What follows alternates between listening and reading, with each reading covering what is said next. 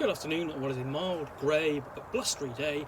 It is Thursday, October the 6th, and I'm in the Nook with some parcels. I am pinned down by the cat who is not ours, and I've got a nice hot cup of tea.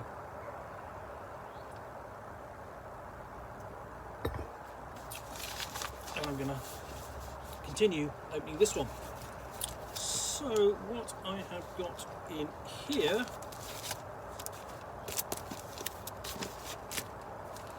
is this, which is Carcass Crawler issue 1, the official Old School Essentials fanzine,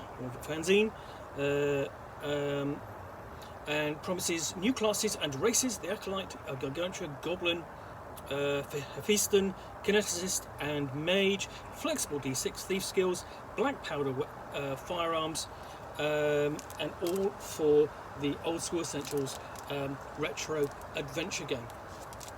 Now, if in case you're wondering, Old School Essentials is a retro clone based upon a version of Dungeons and Dragons. In particular, it is based upon the basic Dungeons and Dragons, the version from 1980-1981, known as the BX version, developed by Tom Moldvay and Stephen R. Marsh. And it's a very nice, accessible version of the role-playing game, because everything is really organised as tightly as it can be onto 2-page spreads. So your one class, 2-page spread, combat explained sort of like on a 2-page spread, basics of magic as well, so on, and like that all the way through the books. So, and this, of course, this is Carcass Crawler, the official fanzine for the role-playing game. So, Carcass Crawler, the official Old School Essentials fanzine. Carcass Crawler is a zine devoted to Old School Essentials from Necrotic Gnome. Each issue is packed with new material for your games, including new character classes and races, new spells and magic items, new monsters, optional and expanded rules, previews of in-development products, short adventures, and more. In this issue, new classes, 6 new character classes: the Acolyte, Gargantua, Goblin, Hephaeston, Kineticist, and Mage. Races, 3 new character races for advanced fantasy games: the Gargantua, Goblin, and Hephaeston. Black powder firearms, rules for early modern guns, flexible D6 thief skills, and more. More optional rules and referee guidance. So no scenario, but plenty of rules and mechanics. So let's actually open this up, see what's got inside. Oh, things on the move. You're what doing? No?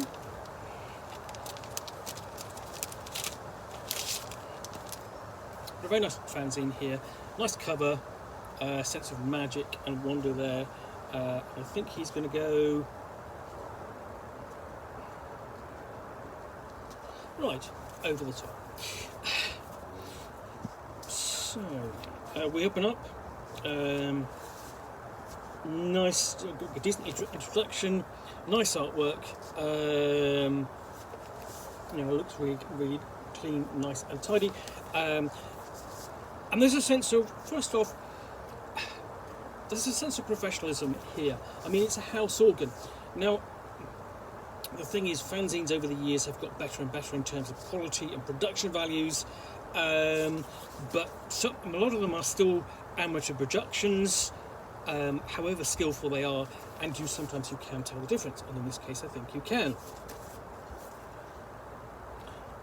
So open up the character classes, and these are from James Malaszewski and Gavin Norman. So let's finish up what the classes are, as I've already stated. And then you can see what I mean about the 2-page spread. So we've got the Acolyte. The Acolytes are adventurers who have sworn to serve a deity. They train for battle and can channel the power of the deity. So they are a sort of cleric. They are sort of like a more of a martial cleric. The Gargantua are demi-humans and are the big siblings of humankind. So as I say, all that. So one class, 2 class, and another class. Basically one class, 2-page spread. and so obviously you've got an explanation of what the class can do, its progression levels, and then also the saving throws for it. Then the goblin, so no explanation there, but here we have a goblin is a playable character race, Hephaestion, the demi-humans, essentially cold, irrational, highly skilled in the use of mental powers which they employ instead of magic. So not difficult to go Vulcan-like, Hephaestion.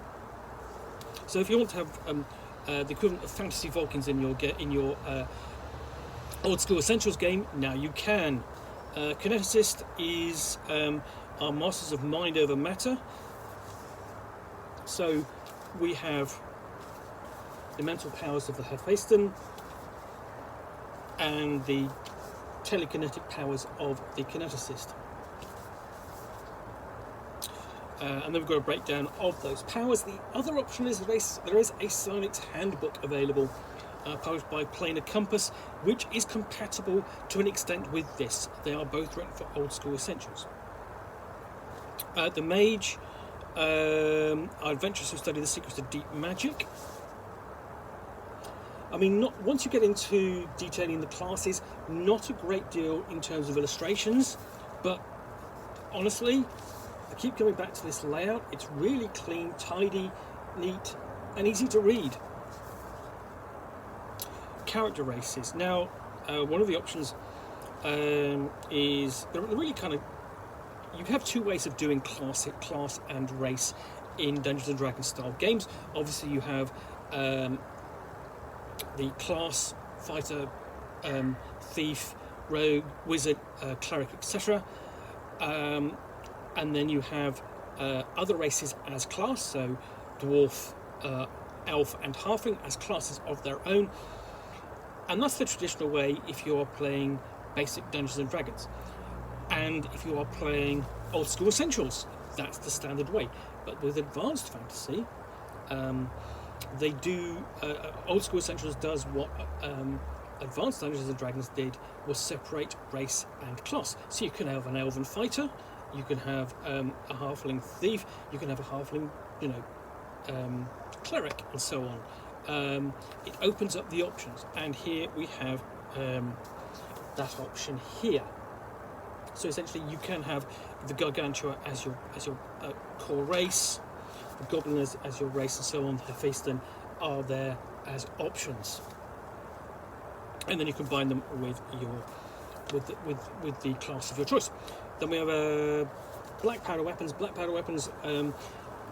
One of the things that you always get with Dungeons and Dragons is, can I add firearms into my role-playing game? Can I? Yes, you can. Here, and there have been plenty of attempts to do that. So here we've got a system for using firearms in early modern, essentially in the sort of like the semi-medieval kind of setting that old school Essentials defaults to. And this, I think, in some ways begins to kind of encroach upon sort of like the similar territory to Lamentations of the Flame Princess with fantasy role-playing, which by default is set in the early modern period of the 17th century, during the English Civil War and the 30 Years' War in Europe. During that period,